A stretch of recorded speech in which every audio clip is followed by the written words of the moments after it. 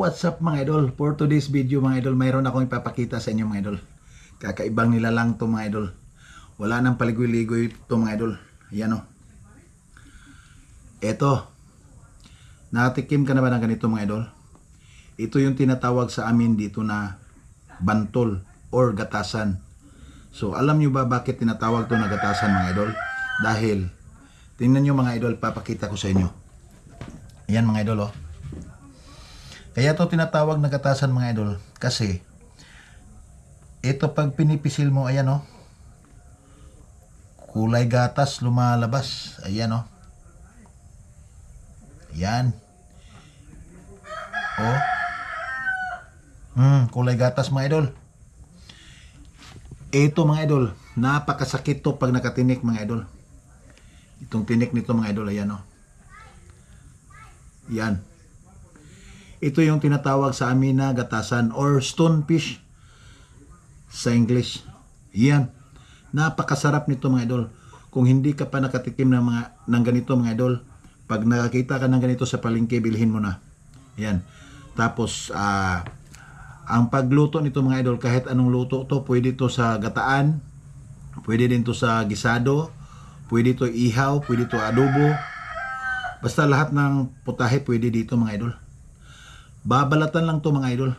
Ang paglinis nito mga idol, dahil madali lang to matanggal yung balat niya mga idol.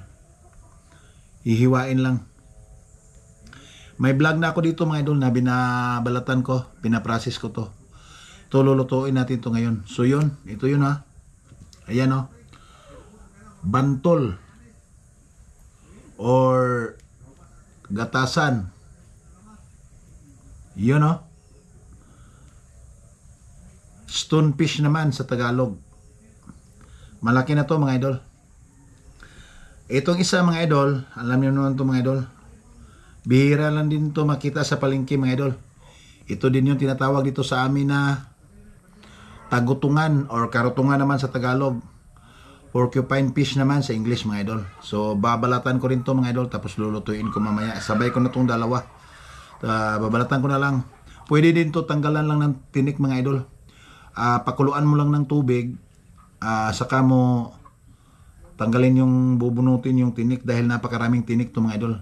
Dahil yung taba nito mga idol, ay yung balat nito mga idol, napakasarap. Napakataba ng balat nito mga idol.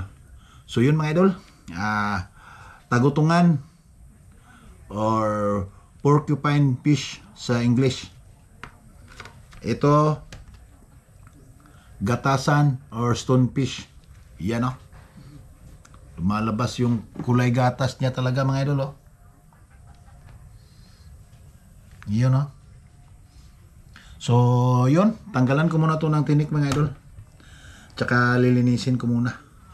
Alright, kung bago ka pa lang dito sa ating channel mga idol, baka naman pa-subscribe at paki-hit yung notification bell para updated kayo sa mga video nating gagawin. At pa-like naman mga idol, paki-share na po kung maaari. Maraming salamat. Keep safe everyone.